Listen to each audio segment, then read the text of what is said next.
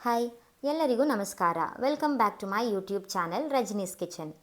ಇವತ್ತಿನ ಈ ವಿಡಿಯೋದಲ್ಲಿ ತುಂಬಾ ಟೇಸ್ಟಿ ಹಾಗೂ healthy breakfast recipe chole palak pulao ಯಾವ ರೀತಿ ಮಾಡೋದು ಅಂತ ತೋರಿಸ್ಕೊಡ್ತಾ ಇದ್ದೀನಿ. ಮೊದಲಿಗೆ ಒಂದು ಪಾತ್ರೆನ ಬಿಸಿಗಿಟ್ಕೊಂಡು ಅದಕ್ಕೆ 2 ಕಪ್ ಆಗುವಷ್ಟು ನೀರನ್ನು ಹಾಕಿ, ನೀರು ಕುದಿಯುವಾಗ 2 ಕಟ್ಟು ಪಾಲಕ್ ಸೊಪ್ಪು ಹಾಕಿ 3 ರಿಂದ 5 ನಿಮಿಷ ಬೇಯಿಸ್ಕೊಳ್ಬೇಕು. ಅದು ಬೆಂದ ನಂತರ ಐಸ್ ಕ್ಯೂಬ್ಸ್ ಹಾಕಿರುವಂಥ ನೀರಿಗೆ ಸೇರಿಸ್ಕೊಳ್ತಾ ಇದ್ದೀನಿ.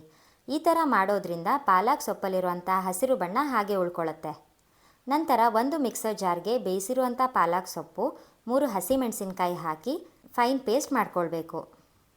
ಈಗ ಒಂದು ಕುಕ್ಕರಿಗೆ 2 ಟೇಬಲ್ ಸ್ಪೂನ್ ಎಣ್ಣೆ ಹಾಕಿ, ಎಣ್ಣೆ ಕಾದ ನಂತರ 1 ಟೀ ಸ್ಪೂನ್ ಜೀರಿಗೆ, 1 ಪಲಾವ್ ಎಲೆ, 1 ಇಂಚು ಚಕ್ಕೆ, 3 ಲವಂಗ ಹಾಕಿ 30 ಸೆಕೆಂಡ್ ಫ್ರೈ ಮಾಡ್ಕೊಳ್ಳಿ.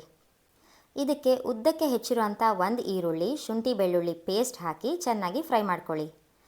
ಈರುಳ್ಳಿ ಚೆನ್ನಾಗಿ ಫ್ರೈ ಆದಮೇಲೆ 7 ರಿಂದ 8 ಗೋಡಂಬಿನ ಹಾಕಿ ಮತ್ತೆ ಫ್ರೈ ಮಾಡ್ಕೊಳ್ಳಿ. ಈಗಾಗಲೇ ರುಬ್ಕೊಂಡಿರುವಂಥ ಪಾಲಕ್ ಸೊಪ್ಪು ಹಾಕಿ ಹಸಿ ವಾಸನೆ ಹೋಗೋವರೆಗೂ ಹುರ್ಕೊಳ್ಬೇಕಾಗತ್ತೆ. ಅರ್ಧ ಕಪ್ ಕಾಬೂಲ್ ಕಡಲೆಕಾಳು ಹಾಕಿ ಚೆನ್ನಾಗಿ ಮಿಕ್ಸ್ ಮಾಡ್ಕೊಳ್ಬೇಕು.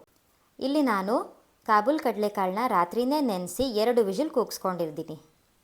ಇದಕ್ಕೆ ನಾನು 20 ನಿಮಿಷ ನೆನೆಸಿಟ್ಕೊಂಡಿರುವಂಥ ಬಾಸ್ಮತಿ ರೈಸ್ನ ಹಾಕಿ ಒಂದು ಸಲ ಚೆನ್ನಾಗಿ ಮಿಕ್ಸ್ ಮಾಡ್ಕೊಳ್ತಾ ಇದ್ದೀನಿ. ನೀವು ಬೇಕಿದ್ರೆ ಸೋನಾ ಮಸೂರಿ ಅಕ್ಕಿ ಕೂಡ ಬಳಸ್ಬೋದು. ಇಲ್ಲಿ ನಾನು 1 ಕಪ್ ಅಕ್ಕಿಗೆ 1.5 ಕಪ್ ಆಗುವಷ್ಟು ನೀರನ್ನು ಸೇರಿಸ್ತಾ ಇದ್ದೀನಿ. ಹಾಗೆ ರುಚಿಗೆ ತಕ್ಕಷ್ಟು ಉಪ್ಪು, ಅರ್ಧ ಹೋಳು ನಿಂಬೆ ರಸ ಸೇರಿಸಿ ಮಿಕ್ಸ್ ಮಾಡ್ಕೊಳ್ಬೇಕು.